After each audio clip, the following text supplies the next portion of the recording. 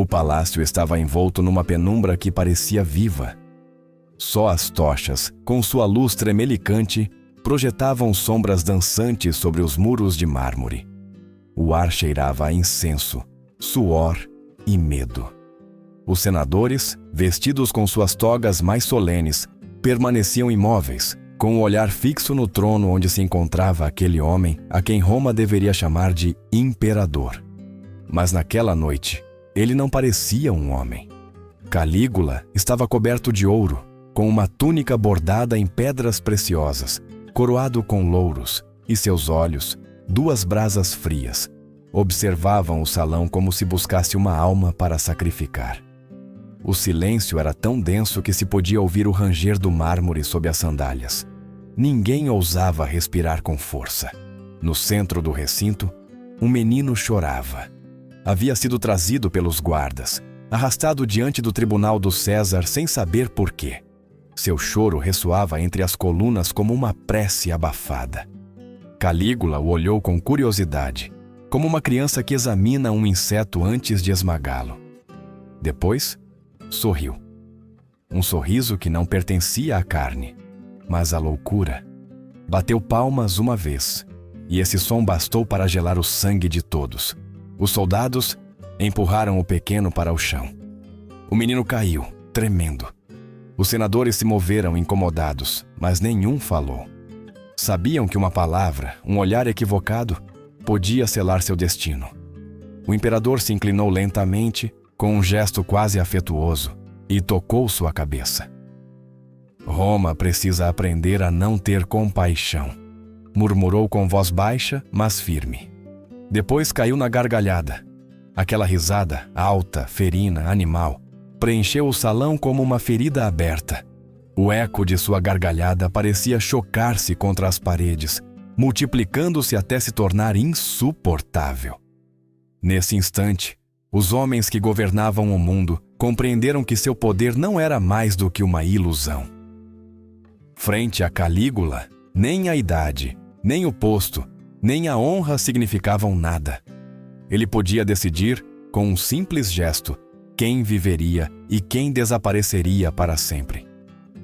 Dizem os cronistas que naquela noite nasceu o verdadeiro rosto do terror romano. Não o das guerras ou das invasões, mas o do homem que havia deixado de ser homem para brincar de ser Deus. Os senadores o olhavam com uma mistura de repulsa e fascinação. Ante seus olhos, o jovem César não só governava Roma, a devorava. E enquanto as tochas ardiam e o menino soluçava, Calígula fechou os olhos como um sacerdote diante de seu altar e pronunciou uma frase que gelou os corações: que a piedade morra esta noite. Essa foi a primeira sinal de seu reinado de sombra. O que viria depois faria tremer até os deuses. Os banquetes de Calígula não eram simples celebrações, eram campos de batalha disfarçados de festa. Sob as colunas do palácio, os tetos reluziam com ouro e mosaicos que representavam deuses, mas aquele esplendor não era mais do que um véu que ocultava a podridão. Cada ceia era uma armadilha armada com um sorriso, uma rede de vinho, música e terror.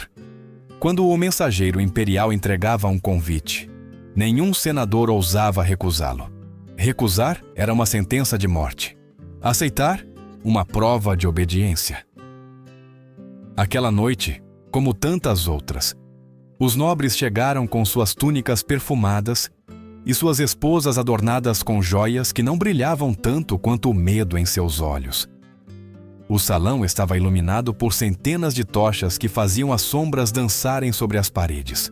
Os escravos moviam-se como espectros, servindo taças de vinho e pratos de carne, tentando não tremer. O som das liras preenchia o ar, uma melodia doce que não conseguia abafar a tensão que batia em cada respiração. No centro, reclinado sobre um divã coberto de seda púrpura, Calígula observava seus convidados com uma calma cruel, como um gato que brinca com suas presas antes de devorá-las. Sua voz, suave e perigosa, quebrou o silêncio. Roma se tornou mole. Os homens esqueceram que o poder se alimenta do medo. Os senadores fingiram rir, brindaram e ergueram suas taças. Mas todos sabiam que a qualquer momento o jogo podia mudar. De repente, o imperador levantou a mão. Os músicos calaram-se. Seu olhar parou em uma mulher jovem, esposa de um senador idoso. "Venha aqui", ordenou com um sorriso. Ninguém respirou. O marido baixou a cabeça. Seu rosto ficou de pedra. Ela se levantou lentamente, tremendo, e caminhou em direção ao trono. Calígula a tomou pela mão com falsa ternura. A conduziu para uma sala contígua e desapareceu atrás das cortinas. Os convidados ficaram petrificados, ouvindo, entre os acordes quebrados do silêncio, os sons que vinham do outro lado do muro. Ninguém ousou se mover. Quando o imperador voltou, sua túnica estava desarrumada e seu sorriso era uma faca. "Roma tem novas leis", anunciou. "As escrevo na carne de suas mulheres." A gargalhada que se seguiu fez estremecer até os escravos. Desde aquela noite, os banquetes do César se converteram em rituais de humilhação. As risadas eram fingidas, os brindes trêmulos, e cada olhar entre esposos era um rogo silencioso ao destino. Calígula não buscava prazer, buscava obediência. Convertia o desejo em arma e o medo em espetáculo. Quem saía vivo daquelas ceias não falava de comida nem de vinho, mas do cheiro do terror, dos olhos de suas esposas perdidos na vergonha, da voz do imperador ressoando como uma maldição. Em Roma, a honra era mais valiosa que a vida. Mas nos banquetes do monstro, até a honra era servida sobre a mesa. Assim começou o reinado da vergonha. Nenhum homem em Roma dormia tranquilo quando chegava o convite do César. Aqueles pedaços de pergaminho perfumados com mirra eram mais temidos que uma espada, porque nos banquetes de Calígula, a risada podia se converter em sentença, e a esposa de um senador podia passar, em um só instante, de símbolo de virtude a instrumento de humilhação. O imperador havia descoberto um poder mais devastador que as legiões: a vergonha pública. O salão imperial era um teatro de crueldade. As colunas reluziam com mármore, os tetos refletiam a luz do fogo e as taças transbordavam vinho tinto como o sangue. Os homens fingiam alegria, mas no fundo de seus olhos havia pânico. As mulheres, com as mãos trêmulas, sorriam por medo de serem notadas. Calígula, reclinado como um deus pagão, observava tudo com um deleite que gelava a alma. Era um caçador rodeado de presas que fingiam ser convidados. No centro do banquete, enquanto os músicos tocavam uma melodia suave, o imperador apontou para uma mulher de cabelos escuros e olhar sereno. "Você", disse. Ela não respondeu. Seu esposo, um senador respeitado, inclinou a cabeça com o rosto pálido. Todos sabiam o que significava aquela palavra. Calígula a chamou com um gesto da mão e a conduziu para fora do salão. A música parou, e no silêncio que se seguiu, só se ouviam as respirações contidas. Minutos depois, o imperador regressou. Sua túnica estava mal colocada e seus olhos brilhavam com satisfação. Sentou-se de frente para o marido da mulher e lhe disse com voz doce: "Sua esposa tem talento, embora lhe falte devoção. Talvez você deva ensiná-la a servir melhor." A gargalhada que se seguiu foi tão cortante que alguns senadores derramaram o vinho de suas taças. O homem permaneceu imóvel, com os punhos cerrados debaixo da mesa. Ninguém ousou defendê-lo. Ninguém ousou desviar o olhar. Calígula não precisava executar seus inimigos. Os destruía com palavras. Fazia-os ver como a honra de suas casas era devorada diante de seus olhos. Depois, ordenava que os maridos humilhados bebessem e brindassem por ele. Os escravos serviam mais vinho, os músicos retomavam seu canto, e o banquete continuava como se nada tivesse acontecido. Mas o ar se enchia de um silêncio invisível, de uma vergonha coletiva que nem o álcool podia dissolver. Com o tempo, esses atos se converteram em costume. Cada ceia era uma nova ruína. As esposas rezavam para não serem escolhidas. Os maridos desejavam morrer antes que presenciar outro ultraje. Roma inteira compreendeu que o poder havia deixado de ser uma virtude. Era uma doença que se alimentava da dignidade alheia. Calígula havia encontrado a forma perfeita de dominar, quebrar os corpos das mulheres para submeter a alma dos homens. Assim, entre risadas e taças, o império mais poderoso do mundo se ajoelhava diante do desejo de um só homem. Quando o veneno da impunidade já havia corrompido as veias do império, Calígula voltou seu olhar para a única coisa que ainda não havia profanado: seu próprio sangue. Roma, que havia suportado seus banquetes de humilhação e suas risadas em meio à dor alheia, ainda confiava que algo restava sagrado. Mas Calígula, insaciável em sua loucura, decidiu romper até o vínculo mais inviolável, o da família. Entre suas 3 irmãs, Agripina a menor, Júlia Livila e Drusila, uma se tornou o centro de seu delírio. Drusila era a mais bela, a mais culta, a mais devota. Desde crianças haviam sido inseparáveis, mas o que começou como um afeto fraternal se transformou, ante os olhos de todos, em um amor proibido. Calígula a tratava não como irmã, mas como esposa. Nos banquetes, a fazia reclinar-se ao seu lado, no lugar reservado para as imperatrizes. A beijava em público, a tomava pela mão com ternura e orgulho, e a apresentava ante os senadores como a mulher mais digna de Roma.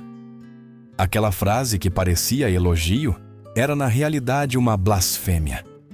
As murmurações se espalharam por toda a cidade. As matronas romanas sussurravam o nome de Drusila com repulsa e medo.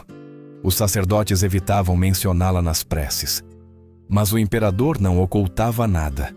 Parecia gozar da provocação. Dizia-se que dormia com ela todas as noites, que compartilhavam não só a mesa, mas também o leito imperial. E quando Drusila morreu, repentinamente no ano 38, Roma inteira acreditou que o pesadelo terminaria. Enganavam-se. Calígula enlouqueceu de dor, mas seu luto foi mais terrível que seu amor. Ordenou que ninguém risse nem comesse durante dias. Decretou o luto de todo o império, como se uma deusa tivesse morrido. E de fato, foi exatamente isso que fez. Declarou Drusila uma divindade. Mandou erguer templos em sua honra, colocou sua estátua nos altares e exigiu que o povo lhe oferecesse sacrifícios. A chamou de Diva Drusila, a deusa vivente que reinava do além. Para os romanos, aquilo foi o cúmulo da profanação. Adorar uma mulher que havia sido sua amante e sua irmã ao mesmo tempo era quebrar as leis não só dos homens, mas também dos deuses. Os sacerdotes obedeceram por medo. Os senadores queimaram incenso com mãos trêmulas, e o povo fingiu devoção enquanto murmurava nas sombras. Mas a humilhação era inevitável. Roma, a cidade que se gabava de sua virtude, estava ajoelhada diante do incesto. Alguns historiadores dizem que, em seu desespero, Calígula visitava o sepulcro de Drusila à noite, que falava com seu corpo como se ainda respirasse e que jurava ouvi-la responder em sussurros. Se aquilo era loucura ou simples perversão, ninguém sabe.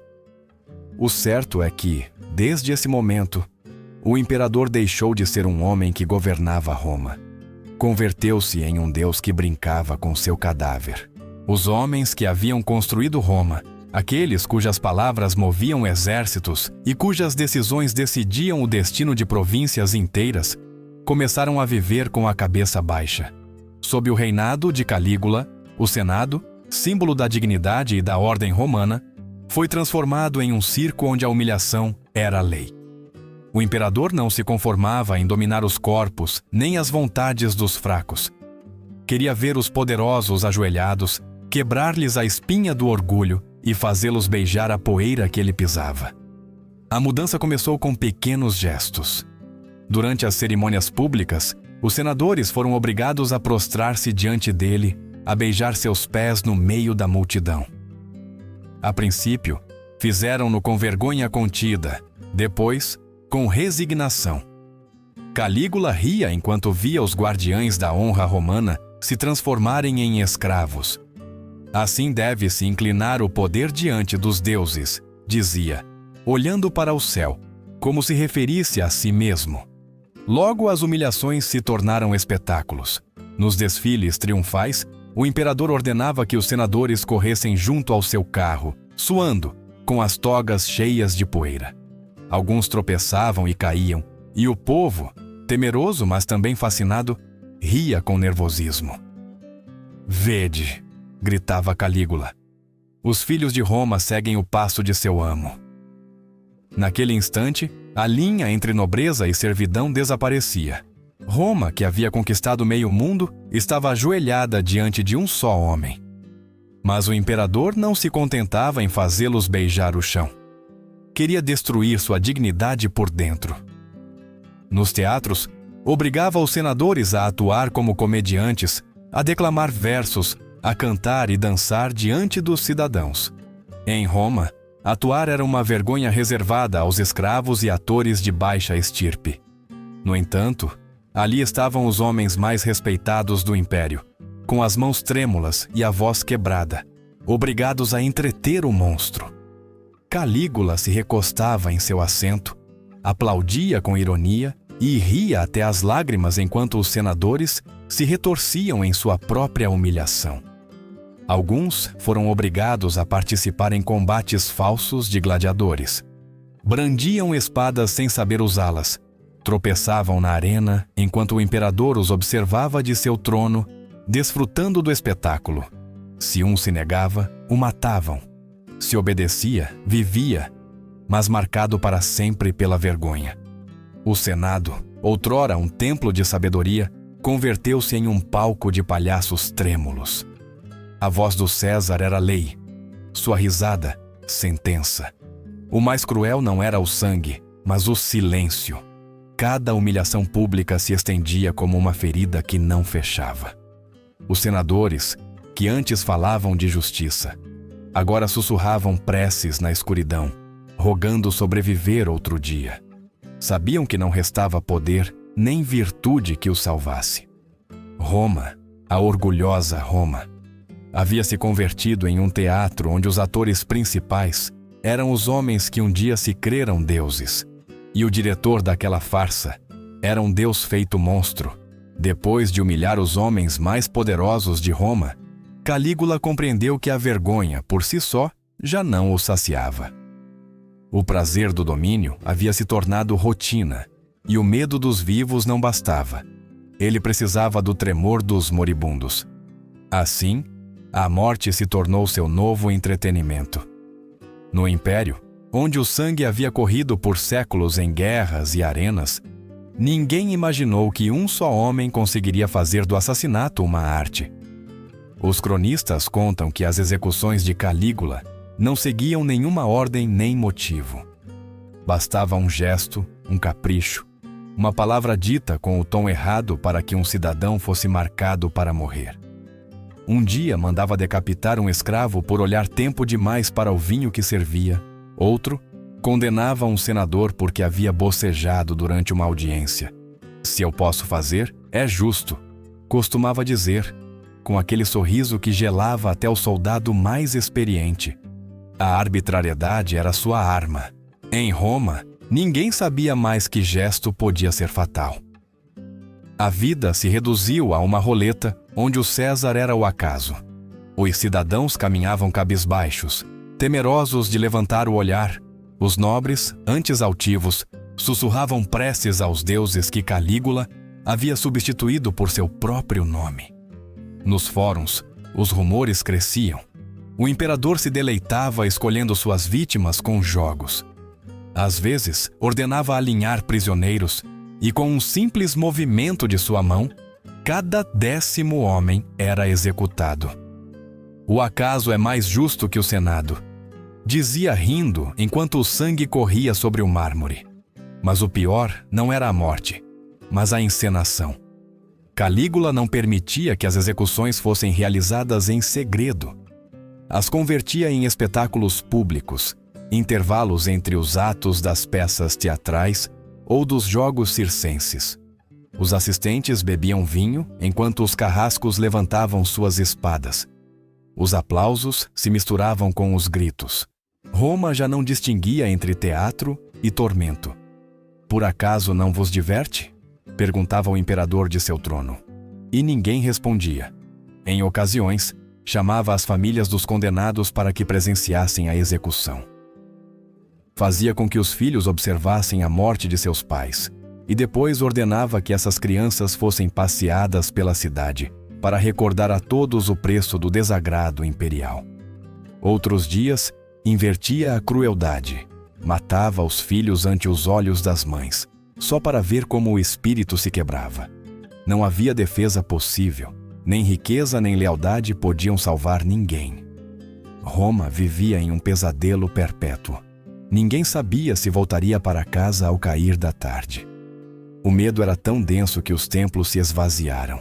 Os deuses pareciam ter fugido, envergonhados pela brutalidade de um homem que brincava com a vida como uma criança com insetos. Assim, a morte se tornou a música de seu reinado, uma sinfonia de gritos, aplausos e silêncio.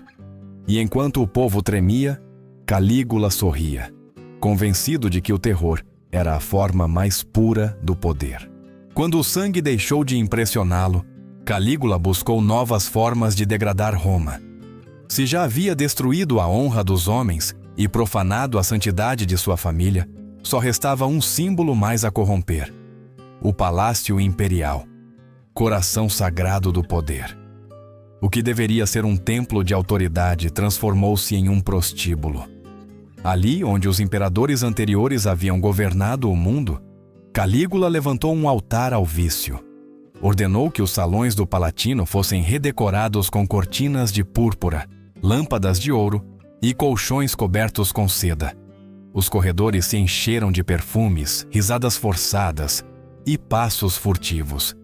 Mas as mulheres que esperavam atrás das cortinas não eram cortesãs comuns. Eram matronas das famílias mais nobres de Roma, obrigadas a vender seus corpos por ordem do César. Junto a elas, homens de linhagem, jovens de toga impecável, eram também oferecidos aos visitantes. Aquela foi a perversão definitiva, a nobreza romana convertida em mercadoria. O imperador não se escondia. Anunciou o bordel publicamente com uma mistura de ironia e desafio. O império precisa de novos impostos, disse sorrindo. E não há melhor fonte que a carne dos orgulhosos. Fez colocar mesas de registro na entrada do palácio, onde os cidadãos deviam pagar uma quantia antes de entrar. Quem se negava era taxado de traidor. Quem aceitava, participava do espetáculo mais humilhante que Roma já vira. Dentro, o ambiente era sufocante. Os convidados caminhavam entre os quartos, fingindo prazer, enquanto tentavam não olhar nos olhos das mulheres que conheciam dos templos ou do Senado. Algumas choravam em silêncio. Outras permaneciam imóveis, como estátuas quebradas. Os homens, despojados de seu status, obedeciam às ordens dos soldados que os vigiavam. Calígula observava tudo de uma sacada, rindo, bebendo vinho, desfrutando do medo e da vergonha mais do que do desejo. Os cronistas dizem que, às vezes, ele mesmo percorria os aposentos, escolhendo as mulheres uma a uma, tocando seus rostos com o desdém de quem avalia um animal. Quando alguma se negava, fazia chamar seu marido para presenciar a humilhação. Depois, com um sorriso frio, dizia: Roma deve aprender a obedecer até na cama. E o eco de sua voz ressoava nos corredores como uma maldição. Logo, a notícia se espalhou por toda a cidade. Os templos se encheram de murmúrios, os mercados de silêncio. Ninguém podia crer que o lar dos Césares tivesse se convertido em um mercado de carne. Mas o horror era real. O Palatino, símbolo da glória romana, cheirava agora a suor e desespero. O bordel imperial não era só um ato de depravação, era uma mensagem. Calígula mostrava ao povo que nenhum posto, nenhuma virtude nem linhagem podiam resistir à sua vontade. Assim, Entre os muros onde se escreviam as leis do império, o pecado se fez costume. Roma havia deixado de ser a cidade dos deuses. Era já o brinquedo de um monstro. Depois de converter o palácio em um templo de luxúria e vergonha, Calígula sentiu que já não bastava dominar corpos nem destruir almas. Queria algo maior, mais absoluto. Não lhe bastava ser imperador. Ansiava ser Deus. Em sua mente enferma, o poder humano havia ficado pequeno. E assim, Roma presenciou o nascimento de uma divindade imposta à força. Os primeiros sinais de sua nova loucura foram quase teatrais. Um dia apareceu vestido com a armadura de Marte. No seguinte, coberto com as túnicas de Vênus, adornado com pérolas e joias. Sou todos os deuses e nenhum, proclamou com voz solene. Ordenou que os templos de Roma colocassem sua estátua junto às dos deuses antigos e que os sacerdotes oferecessem sacrifícios em seu nome. O que duvidava, morria. Os altares que antes cheiravam a incenso, agora cheiravam a medo. Calígula exigiu que o chamassem Dominus et Deus, Senhor e Deus, e que cada cidadão, ao vê-lo passar, baixasse a cabeça até o chão. Durante as audiências, os senadores se prostravam diante dele, murmurando orações que não sentiam, enquanto o imperador os observava com um sorriso que misturava escárnio e prazer. Vosso Deus vos escuta, dizia, levantando sua taça de vinho. Aqueles homens, que alguma vez haviam ditado as leis do mundo, tremiam como crianças frente a seu amo divino. O delírio foi mais longe. Mandou erguer templos dedicados exclusivamente ao seu culto, com sacerdotes escolhidos entre os nobres mais antigos. Nos banquetes, exigia que os convidados brindassem por sua eternidade. Se algum esquecia de mencionar seu nome, o castigo era a morte. Cada refeição era uma missa blasfema, cada palavra um ato de submissão. Nas ruas, a gente simulava fervor, temerosa de ser denunciada por falta de fé. Roma, que alguma vez venerou os deuses por devoção, agora adorava por obrigação. Em sua ambição, inclusive olhou além de Roma. Enviou ordens para que sua estátua fosse colocada no Templo de Jerusalém, o santuário mais sagrado dos judeus.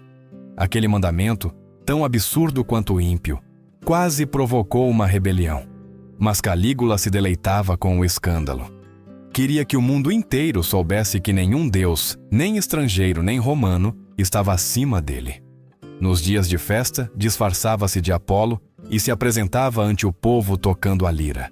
Outras vezes, aparecia como Júpiter, segurando um raio dourado e proclamando que podia dar e tirar a vida com um só gesto. O povo, forçado, aplaudia. Os sacerdotes o abençoavam, e o eco daqueles louvores vazios preenchia os fóruns como um cântico fúnebre. Roma havia deixado de adorar os deuses, agora adorava seu próprio carrasco. No entanto, sob esse teatro divino, o desespero crescia. Cada prece a Calígula era um ato de medo. Cada genuflexão, uma ferida na alma de Roma. Os homens já não rezavam para serem salvos, mas para serem esquecidos, porque sabiam que, no império do Deus dos homens, a misericórdia era um crime. O reinado de Calígula havia passado do escândalo ao pesadelo. Roma, a capital do mundo, já não era uma cidade. Era um cenário onde a morte, a humilhação e a loucura eram representadas a cada dia como parte de uma obra interminável. E o imperador, vestido de Deus, era seu único diretor. Mas o que viria depois superaria qualquer crime anterior, porque Calígula não só queria reinar sobre corpos ou almas. Queria dominar a dor mesma, moldá-la como um escultor molda o mármore. Seu reinado alcançou então sua forma final. A crueldade convertida em arte. Os cronistas relatam que o César organizava espetáculos privados em que a tortura era o centro do entretenimento. As vítimas eram escolhidas ao acaso. Um senador caído em desgraça, um escravo. Uma mulher acusada de falar sem permissão. Calígula os fazia trazer diante de seu trono, não para julgá-los, mas para observá-los sofrer. Mandava que os carrascos fossem lentos, que os golpes não matassem de imediato, que a dor se prolongasse até roçar a loucura. Enquanto os gritos preenchiam a sala, ele bebia vinho e comentava os espasmos do corpo como se falasse de uma dança. Cada lamento tem sua melodia, dizia com uma calma que gelava a alma. Às vezes, convidava os senadores a presenciar aquelas sessões, obrigando-os a fingir admiração. Aprendei, lhes dizia, assim se governa o medo. Nenhum ousava olhar diretamente às cenas, mas todos sabiam que se desviassem os olhos, sua vez chegaria. Assim, o sofrimento se tornou um instrumento político. Roma inteira compreendeu que o imperador já não castigava por justiça, nem por capricho, mas por prazer. Há testemunhos de horrores ainda maiores. Alguns dizem que ordenou que pais e filhos fossem executados ante o olhar do outro, para saborear o instante em que o amor se convertia em tortura. Outros juram que durante um banquete fez servir os corpos dos condenados como parte do festim, obrigando os convidados a prová-los enquanto ria.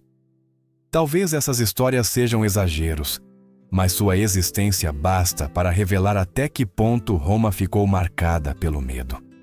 Porque quando a crueldade se torna crível, a humanidade já morreu. Os senadores caminhavam pelo fórum sem falar. As mães evitavam olhar para o céu, como se os deuses tivessem se afastado da terra.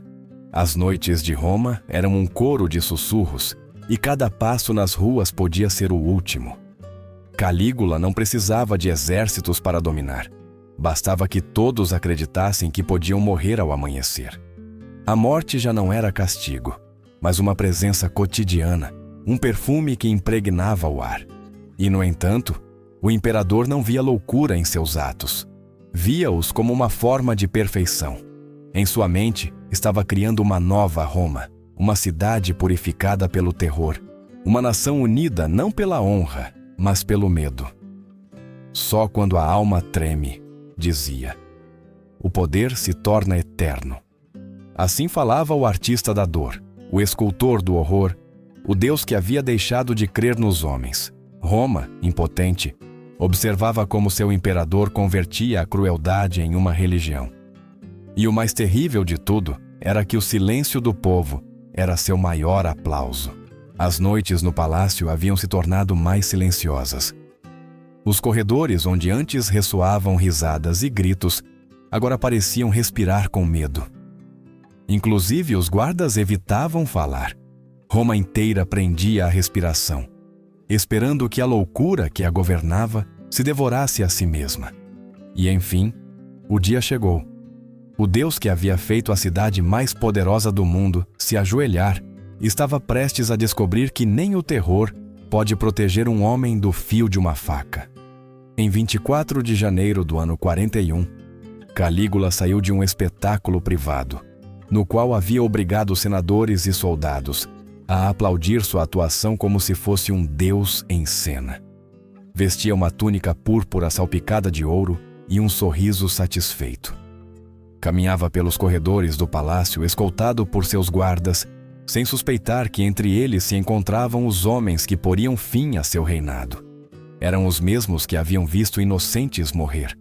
Os mesmos que haviam se calado durante anos enquanto o imperador destroçava Roma. Mas o medo havia dado lugar ao ódio, e o ódio à resolução. Cássio Quereia, um oficial da guarda pretoriana, foi quem deu o sinal. Enquanto o imperador brincava, a primeira adaga cravou-se em seu pescoço. Calígula recuou, incrédulo. Durante um instante, sua expressão não foi de dor, mas de assombro. O deus havia esquecido que era mortal. Os demais conspiradores o cercaram e as facadas caíram uma após a outra. Ninguém disse uma palavra. Só o som úmido da traição preencheu a sala. Quando por fim caiu ao chão, o corpo do imperador era irreconhecível e seu sangue manchava o mármore que havia sido testemunha de sua crueldade. Contam que, enquanto agonizava, tentou pronunciar algo, Alguns dizem que pediu clemência, outros juram que riu, como se a morte fosse sua última piada. Seja qual for a verdade, aquele homem que havia feito o mundo tremer morreu sozinho, rodeado de silêncio, sem deuses que o defendessem, nem escravos que chorassem por ele. Nos corredores do palácio, as tochas piscavam, projetando sombras que pareciam dançar sobre seu cadáver. Seu corpo foi enterrado em segredo, temendo que o povo o profanasse. Mas sua sombra seguiu viva.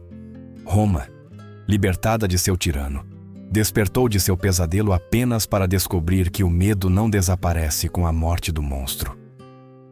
Os senadores olhavam os templos vazios. Os cidadãos evitavam falar do ocorrido.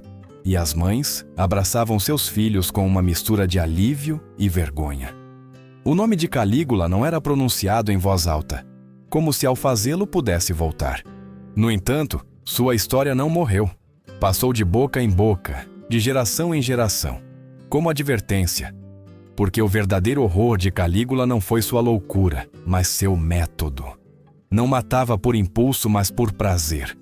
Não governava por justiça, mas por medo. E esse medo, uma vez semeado, nunca desapareceu por completo. Os cronistas medievais o chamariam de o imperador do abismo, símbolo eterno do que ocorre quando o poder se converte em culto e o homem em seu próprio Deus.